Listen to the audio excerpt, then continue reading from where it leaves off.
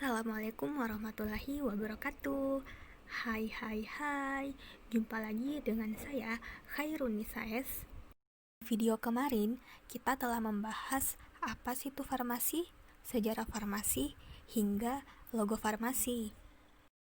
Dari pembahasan tersebut, semoga menjadi gambaran bagaimana dunia farmasi.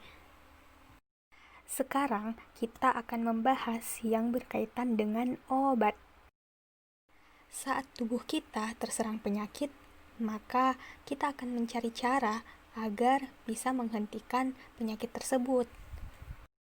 Apapun yang kita gunakan untuk menghentikan atau menyembuhkan penyakit tersebut, biasanya kita sebutnya sebagai obat. Sebagian orang menganggap bahwa tidur atau istirahat dari rutinitas harian atau juga menonton lawakan kesukaan mampu menjadi obat dari penyembuh penyakit, atau juga mendapat perhatian dari orang tersayang adalah obatnya.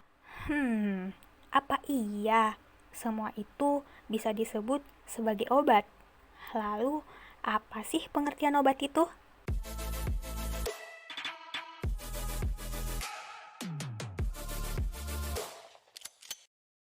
Obat adalah suatu bahan atau campuran bahan yang dimaksudkan untuk digunakan dalam menentukan diagnosis, mencegah, mengurangi, menghilangkan, menyembuhkan penyakit atau gejala penyakit pada manusia ataupun hewan.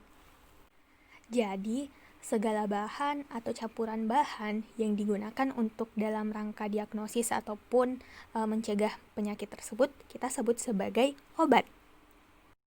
Perhatian hingga lawakan tadi kita sebut sebagai faktor penyembuhnya saja. Lalu, apa semua bahan dan campuran bahan bisa kita sebut sebagai obat? Dalam hal ini, kita harus mengetahui macam-macam sumber obat.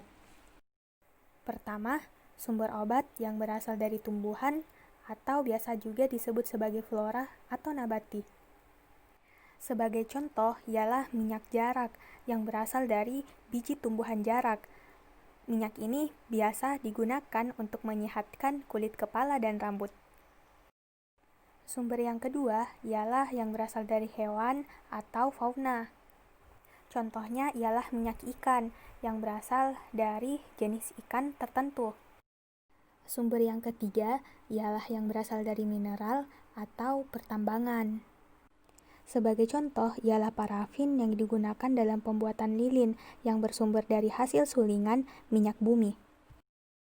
Yang keempat ialah yang berasal dari sintetis atau buatan. Sebagai contoh ialah suplemen vitamin C yang biasa kita minum dan dijual di apotik. Yang kelima ialah yang bersumber dari mikroba ataupun fungi atau jamur. Sebagai contoh seperti pada antibiotik. Setelah mengetahui definisi hingga macam-macam sumber obat tadi, maka selanjutnya kita juga harus mengetahui mengenai penggolongan obat. Terdapat 3 golongan obat, yaitu obat bebas terbatas, dan obat keras. Golongan obat yang pertama ialah obat bebas. Obat bebas adalah obat yang dijual bebas di pasaran dan dapat dibeli tanpa resep dokter. Nah, obat ini diberi tanda berupa lingkaran berwarna hijau yang diberi garis tepi berwarna hitam. Sebagai contoh, seperti pada obat Sanmol dan Panadol. Selanjutnya ialah obat bebas terbatas. Obat bebas terbatas adalah obat yang dijual bebas dan dapat dibeli tanpa dengan resep dokter, tapi disertai dengan tanda peringatan. Adapun logo pada obat bebas terbatas ialah berupa lingkaran berwarna biru dengan garis tepi berwarna hitam. Sebagai contoh, seperti pada obat Vicks Formula 44, OBH Topika, Bisolvon, Mucohexin, OBH Kombi, juga Woods. Selain logo berwarna biru tadi, terdapat pula tanda peringatan. Tanda peringatan pada obat bebas terbatas ada 6 yang memiliki makna masing-masing. Yang ketiga ialah obat keras. Obat keras adalah obat yang hanya dapat diperoleh dengan resep dokter.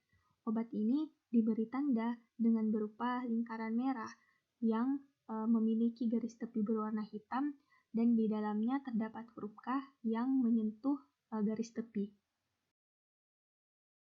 Sebagai contoh, seperti obat dexamethasone ataupun allopurinol. Umumnya, obat keras hanya dijual di apotik berupa obat generik maupun obat wajib apotek.